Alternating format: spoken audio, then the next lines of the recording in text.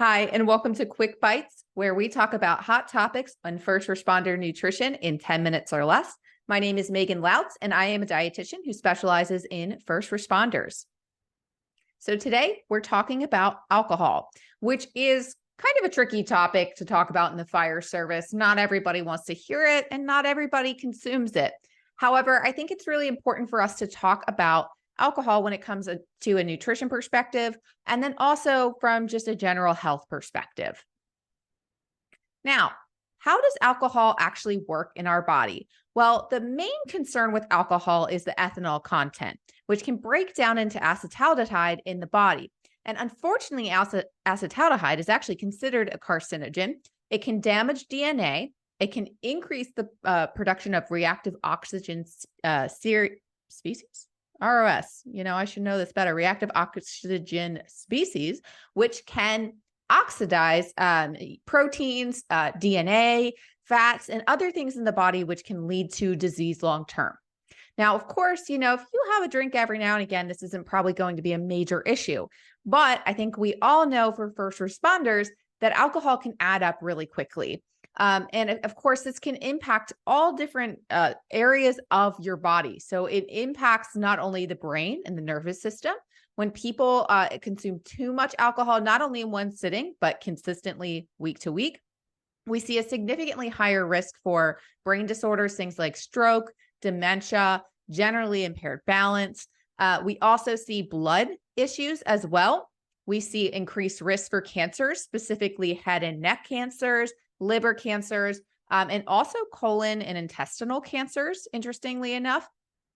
We also see issues from a mental health perspective. Of course, that can also lead to increased alcohol consumption or dependency or addiction. But just because you drink a little bit too much, that doesn't exactly mean that you have a problem that you need to go see a specialist for.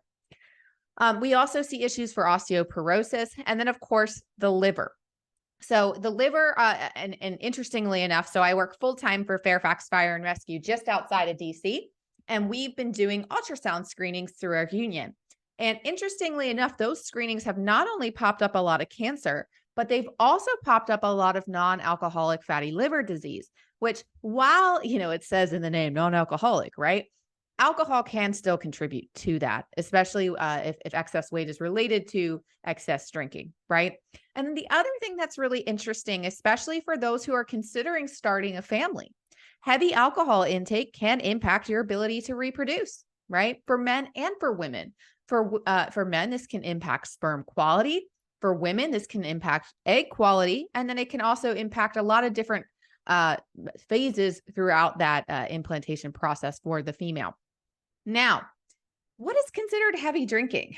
That's the tricky part is it probably comes quicker than you think. For women, we consider moderate drinking at 1 drink per day. And for men, it's 2 drinks per day. And the quantity of that is, 1.5 ounces of liquor. So your whiskeys, your bourbon, your vodkas, your rums, a 5-ounce serving of wine, which is devastatingly small, and then 12 ounces of beer. So with that can add up pretty quickly, right? A yardstick at a baseball game is going to be several more servings of beer than you think. But if you have to think of it from a week perspective, because a lot of my firefighters will say, well, Megan, I'm on shift work. So if I didn't drink while I was on shift, well, we'd hope that didn't happen. Can I double it up the next day? Well, if you want to think of it from a week perspective, moderate drinking is roughly under 7 drinks per week for women and under 14 drinks per week for men. So not everybody's hitting that, but you also want to try and keep it under 3 to 4 drinks in a sitting. That can come up really quickly, especially I know I live in Baltimore area in the summer. If you got friends with a pool or you got friends with boats, it's always good to have friends with those things. You end up drinking a little bit more than you think, especially over the course of a day, right? Or football games, baseball games. It's really easy to go over these numbers and go over them relatively consistently. One other thing too is like when we talk about serving sizes, these serving sizes can be like devastatingly small, especially in my opinion for wine, right? So this is just a couple different types of wine glasses with 5 ounces of wine. It's really, really small. And most people I know myself, we're filling that up to the brim, right? And it can get really easy to hit. Like I've had several clients who just casually drink a bottle of wine, on the weekends while they're watching their kids play. And that's not only a concern from an alcohol standpoint, but think about that from a caloric standpoint.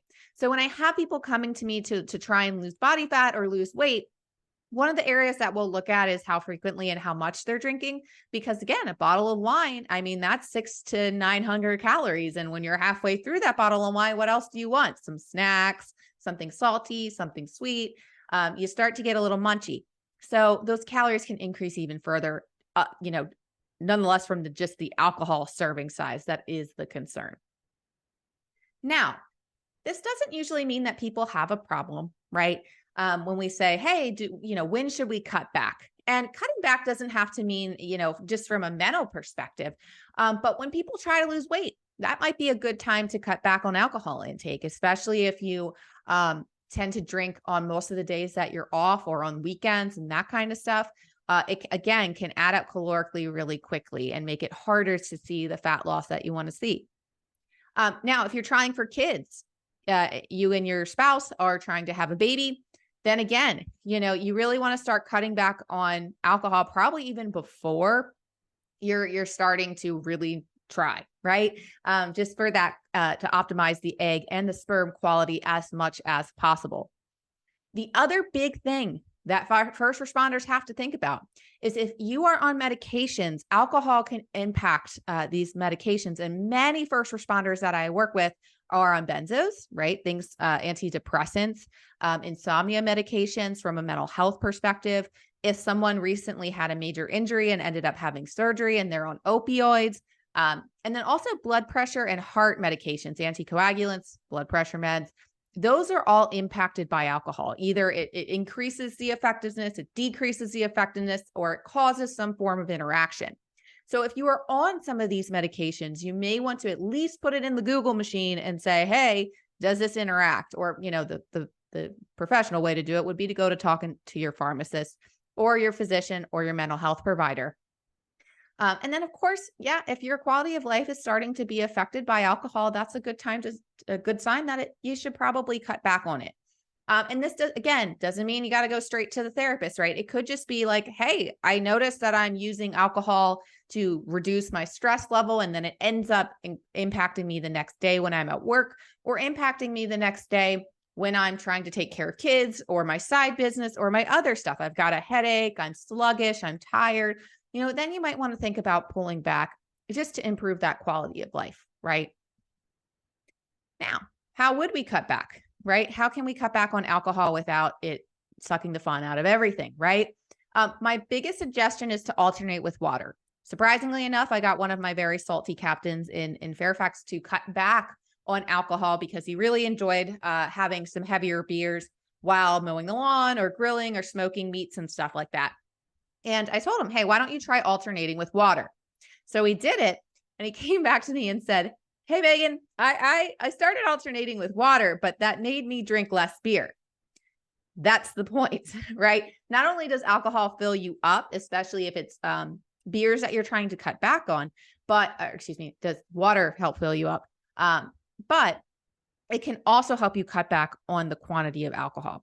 It can also help you stay hydrated, because part of that hangover for a lot of people is just they forgot to hydrate while they were drinking, right? So alternate with water, or consider alternating with mocktails.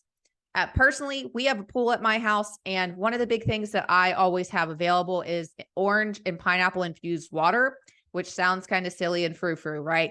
But it flavors the water a little bit when you just steep orange slices and like a pineapple core or some actual just bits of pineapple in water. It makes the water a little bit more interesting. It still feels a little fancy. And then it also gives an option for friends and family who are abstaining from alcohol, which we have a few, whether because of pregnancies or recovery. It gives other options for people who don't just want to have alcohol, right? Especially if you're hosting. The other thing that you can do is to mix weaker drinks, or pay attention to the serving size of alcohol when you're pouring it in. So one of my husband's biggest mistakes is he really loves Deep Eddy's vodka.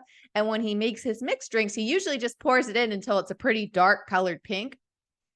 That's not usually a good thing, right? He's ending up putting 2 to 3 shots of Deep Eddy's in that drink.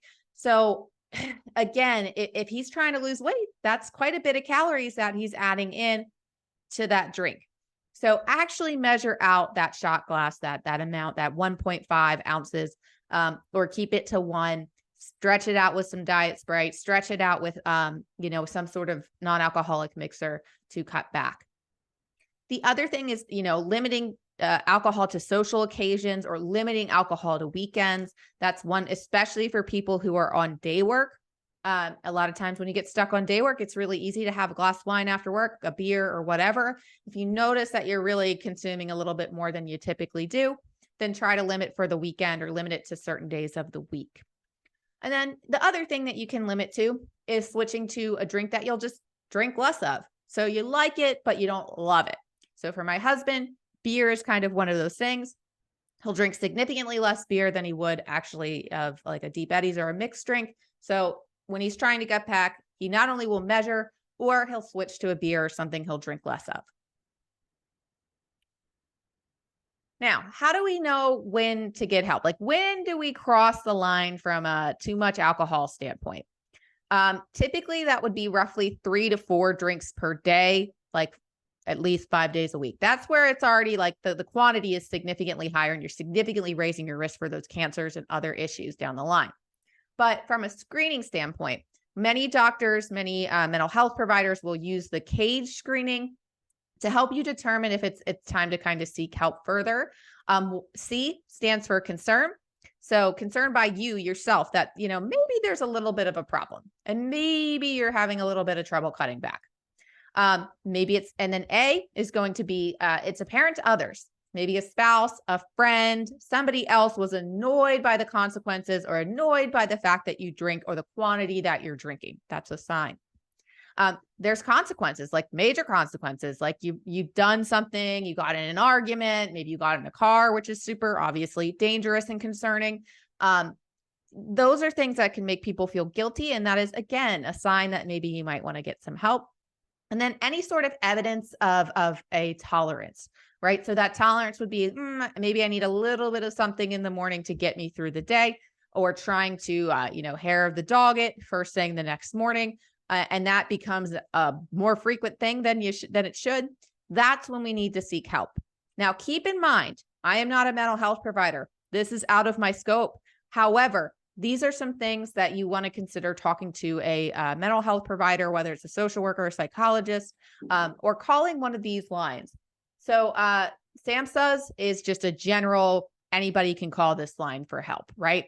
But if you're looking for some more firefighter or first responder specific treatment centers, because treatment might not just be alcohol, it might be a lot of other things, right? You can consider the IFF Center for Excellence, which is in Upper Marlboro. And then I think they're building a facility out in California. So that is another option. That center has been very helpful for firefighters because it is specific to first responders. It is specific to firefighters, and you're with other firefighters from other jurisdictions, right? It really helps with healing. Chateau Recovery is in Utah, and they do a great job. Brad Shepard is phenomenal, and he's a great resource there. They take all first responders and just help people not only with the alcohol piece, but also with all of the mental health pieces and all of the food and the fitness and all of that stuff. Shields and Stripes is another organization that does the same thing, and they actually don't even charge insurance. If you ended up going to Shields and Stripes, it would be fully funded by donations and nothing out of pocket from you. And you work with a dietitian and a trainer and a mental health provider, and you get the whole workup. And then they also help you transition back to normal life. So all of these are great resources if you do think you need a little bit of extra help. Now, summary for alcohol. Alcohol in moderation, not a big deal, right? But sometimes we need to pull back a little bit because, again, it's a type 1 carcinogen. It significantly increases your risk for developing cancer, which is a current concern for firefighters, right? Try alternating with water, alternate with mocktails, play around with cutting back on your intake a little bit and see how it impacts the quality of your life. Now, If you have any questions, you can shoot me an email, Megan@RescueRD.com. If you want to follow me on the social medias, at rescue.rd on Instagram, TikTok, and Facebook. And I will see you next time.